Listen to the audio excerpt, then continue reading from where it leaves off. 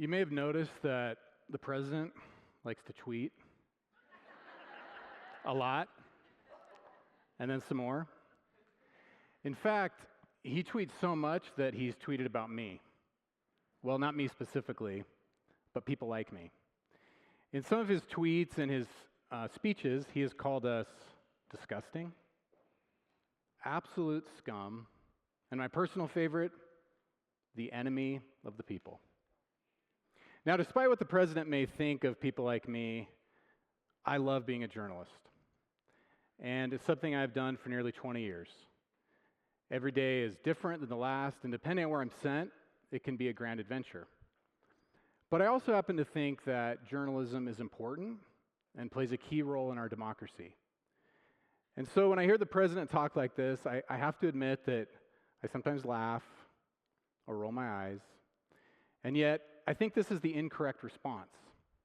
I think that to dismiss this sort of rhetoric as trivial is a mistake. Because these ideas of fake news, enemy of the people, they aren't just divisive and fundamentally incorrect, they're dangerous, and they're spreading. Presidents and autocrats in the Philippines, Syria, and Venezuela have begun to use this term fake news to dismiss reporting on corruption, human rights abuses, and criminality. And here in the United States, elected officials from Maine to Idaho to Texas have also started to use this term fake news. Now, I recognize that this idea that the press is the enemy, it isn't necessarily new, but it does seem to be gaining traction. And over the last 2 years, in conversations with friends of mine who distrust the media, I've begun to notice a creeping skepticism with the way they engage with my stories and journalism that challenges their worldview. In fact, not long ago, I was in my hometown. It's a small town in northern Nevada. And a good friend of mine casually dropped in conversation that he considers what I do fake news. And I have to admit that unlike the president's tweets, that kind of hurt. It's hard not to take that at least a little bit personally. When I was 27, I enrolled at the Columbia Graduate School of Journalism in New York. And it seemed like all of my classmates knew what type of journalist they wanted to become. Some dreamed of covering the White House, like Woodward and Bernstein, the Washington Post reporters who, as most of you know, uncovered the Watergate scandal that led to the resignation of President Richard Nixon. Others wanted to be sports writers, and some wanted to write celebrity profiles, hang out with Brad Pitt. Me, I wasn't sure what type of journalist I wanted to become. But one night, I was sitting in my campus apartment, and I came across a story in the Los Angeles Times. It was called Enrique's Journey.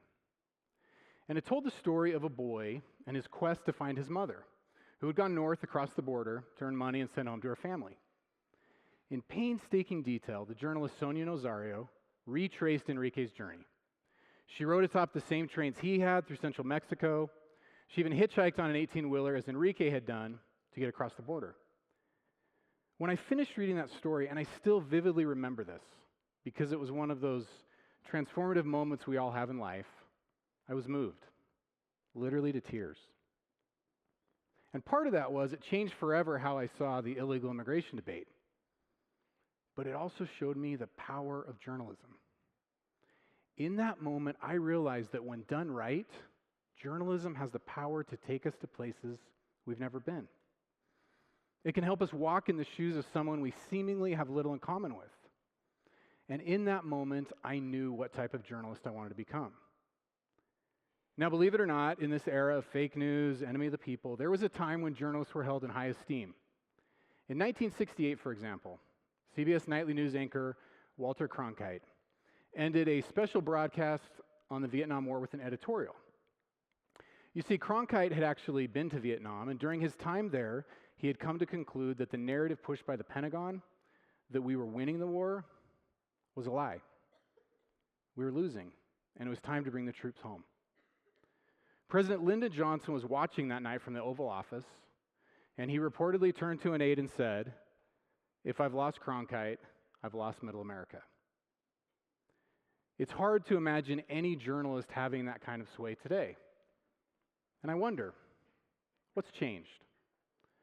Well, a lot. For starters, reporters today compete against a 24-hour cable news cycle that can create perverse incentives to chase after stories that generate ratings rather than stories that actually matter. We also compete against social media sites like Facebook and Twitter, which aren't held to the same standards of libel and defamation, and as a result have flooded the internet with misinformation and what I would consider actual fake news that's confused with credible journalism.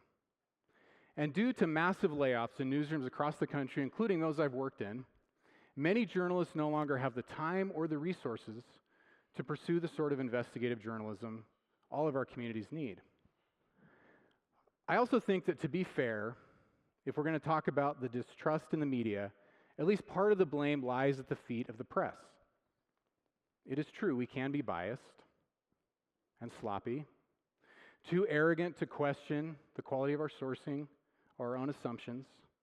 And it's also true that some outlets have dismissed voices from marginalized communities or perspectives that don't fit a particular ideological worldview. But over the last 2 years, as I have talked with friends who don't trust the media, I've also come to conclude that part of the problem is that journalists, and when we're at our best, we're storytellers, we haven't done a good enough job of telling our story, of why we do what we do, how we do it, and most importantly, how hard we work to make sure our stories are accurate. Let me give a quick example. A few years ago, I wrote a story for Rolling Stone magazine about a polygamous group that operates here in the Salt Lake Valley, known as the Kingstons. I spent several months on this story. I spoke with dozens of sources, including ex-members of this group who told me they spoke with me at great personal risk. I even showed up at a Klan barbecue on the 24th of July, Utah's Pioneer Day, and maybe because I was dressed up in what I thought was polygamous garb, my shirt buttoned to the top, long sleeves, cowboy boots, and they were all dressed like you. No one talked to me. But the point was, I really made every effort to get the whole side of the story. Now, when the story had gone through several rounds of edits, and it was ready, we began a process that every magazine writer I know dreads. It's called fact-checking. And here's how it works. I turned in all of my reporting material, including all of my interviews, which had been recorded and transcribed, to the research department at Rolling Stone. And they then began to dissect the story line by line, looking for any errors. Now, for this particular story, I drew a very earnest and enterprising fact-checker who took her job very seriously. And she called me a few days into the process. She had a question about a line high up in the story. In fact, it was the first line, in which I had described the weather as overcast. Now, I had based this on an official weather report from that day and a source who had actually been there that day.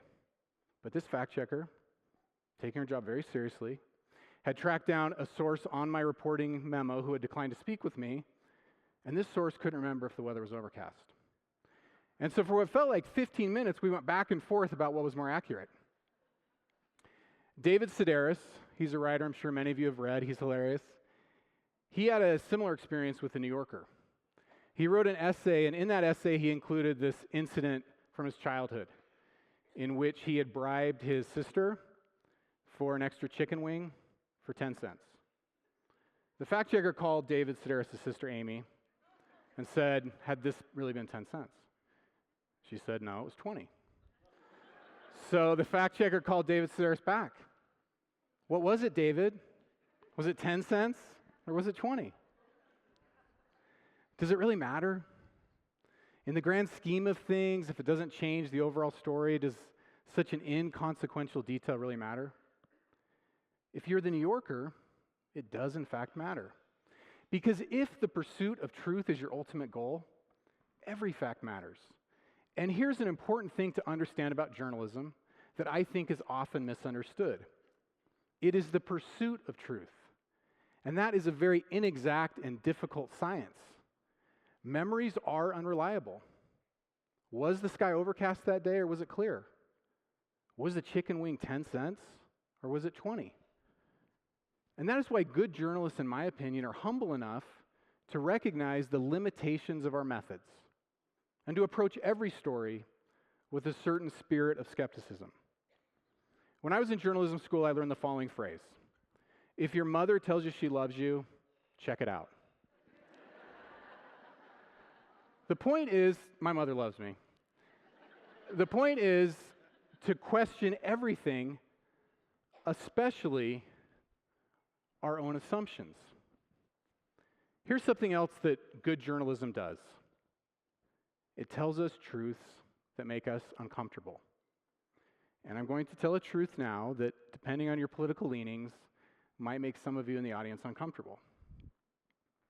This idea of fake news, as pushed by the president, is a lie.